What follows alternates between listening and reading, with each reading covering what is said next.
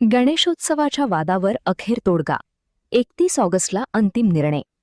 कोल्हापुरातील गणेशोत्सवाच्या पार्श्वभूमीवर गेल्या काही दिवसांपासून सुरू असलेल्या वादावर आता तोडगा निघण्याची शक्यता निर्माण झाली आहे.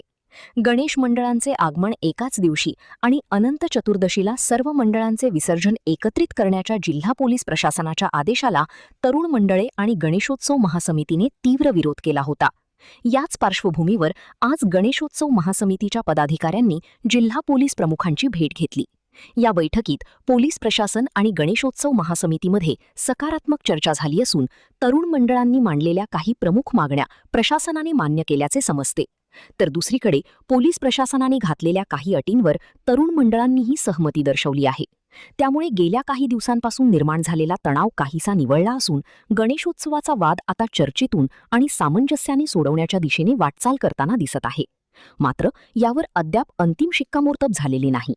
गणेशोत्सवाबाबतचा अधिकृत आणि अंतिम निर्णय घेण्यासाठी येत्या 31 ऑगस्ट रोजी कोल्हापूर जिल्ह्यातील सर्व लोकप्रतिनिधी, गणेशोत्सव महासमिती, सर्व तरुण मंडळांचे प्रतिनिधी आणि पोलीस प्रशासन यांची संयुक्त बैठक होणार आहे.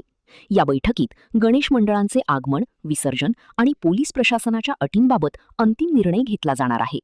त्यामुळे आजच्या बैठकीनंतर गणेशोत्सवाचा वाद शांततेच्या मार्गावर आला असला तरी 31 ऑगस्टच्या बैठकीकडे आता संपूर्ण कोल्हापूरचे लक्ष लागले आहे. महान कार्य न्यूजसाठी सुनील काटकर, कोल्हापूर. कोल्हापूर जिल्हा पोलीस प्रमुख SP साहेब यांनी आम्हाला निमंत्रित केलं होतं की कोल्हापुरातील सर्व तालीम संस्था आणि मंडळांच्या माध्यमातून जी महासमिती स्थापन झालेली आहे त्या महासमितीची पदाधिकारी म्हणून आम्ही तिथं उपस्थित राहिलो.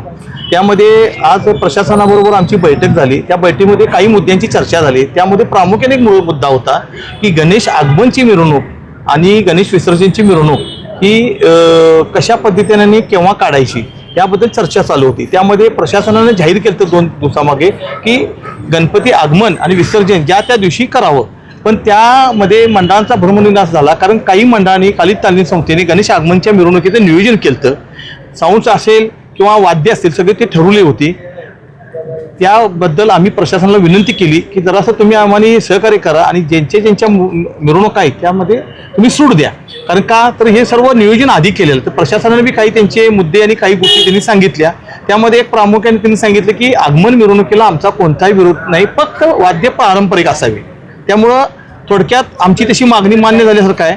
आणि दुसरा विषय होता की साऊंडचा त्यांनी सांगितलं स्टँडिंग तुम्ही मंडळ किंवा मंडळाच्या दारात तुम्ही तालमीच्या संस्थेच्या दारात तुम्ही साऊंड सिस्टीम लावू शकताय. त्यामुळं मंडळाने बी सुद्धा आता या पद्धतीने विचार करून आणि ह्यामध्ये महासमिती म्हणून आम्ही सर्वांनी एकत्रित आता जो निर्णय आम्हाला दिला आहे त्याच्याबद्दल आम्ही चर्चा करत आहे. आणि योग्य त्या मार्गाने प्रशासनाने कोल्हापूर महासमिती आम्ही गणेशोत्सव एकत्रित करून गणेशोत्सव चांगल्या पद्धतीने साजरा व्हावा आणि अशी अपेक्षा आम्हाला आहे. अनेक विषय महत्त्वाचा म्हणजे 31 तारखेला प्रशासनाने बैठक बोललेली आहे. त्यामध्ये कोल्हापूर जिल्ह्यातले लोकप्रतिनिधी, खासदार असतील, आमदार असतील, तालीम संस्थांचे प्रतिनिधी आणि महासमितीचे प्रतिनिधी आणि प्रशासन यांच्यामध्ये बैठक होईल आणि योग्य ते समन्वय साधून यावर्षीचा गणेशोत्सव चांगल्या पद्धतीने साजरा करण्यात येईल.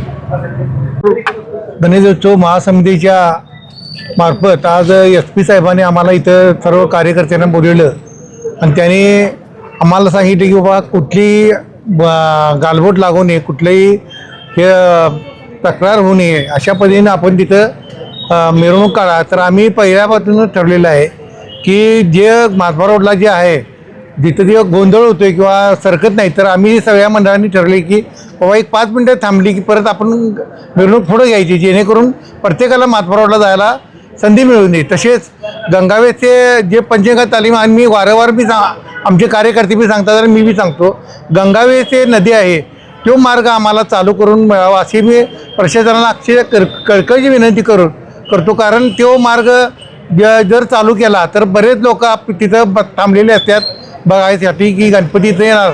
आणि तो जर मार्ग चालू केला तर आपल्याला महात्मा रोडला जी गर्दी होती ती गर्दी आपल्याला होणार नाही. याचे आपण म्हणजे काळजी प्रशासनाने घ्यावी आणि तो मार्ग त्वरित चालू करावा. आणि तसेच आपण आगमन मिरवणुकीच्या टायमाला काल पत्रिकेमध्ये आले होते की कोणतेही बाबा ज्या त्या वेळेला आणावे, पण आज चर्चा प्रशासनाबद्दल झाल्यानंतर तिने सांगितलं तुम्ही आणा 2 दिवस 3 दिवस आधी आणा, खरं तुम्ही पारंपरिक वाद्य आणा असं तिने सांगितलं. खरं आणणं का गरजेचं आहे. आता मी पाटाळी तालमीचा अध्यक्ष आहे, तर आम्हाला ज्या वेळेला गणपती आत गेला, आत बसविला, तर आम्हाला बाकीचं डेकोरेशन करता येते. तसेच बाकीच्या मंडळीची विनंती आहे, गणपती आत गेल्याशिवाय आपल्याला डेकोरेशन करता येत नाही. ते आपण प्रशासनाला सांगितलं आणि प्रशासनाने ते मान्य केले. आणि आम्ही आणि आमची समिती आणि प्रशासन वेळोवेळी आम्ही त्यांना सांगितले, त्यांनी बी मान्य केलेलं आहे. तर आम्ही असंच गणेशोत्सव हा चांगल्या पद्धतीनं आणि कुठलाही वाद न होता प्रशासनाचा आमचा चांगल्या पद्धतीनं उत्साह आणि आनंदानं साजरा करू, हे आपल्याला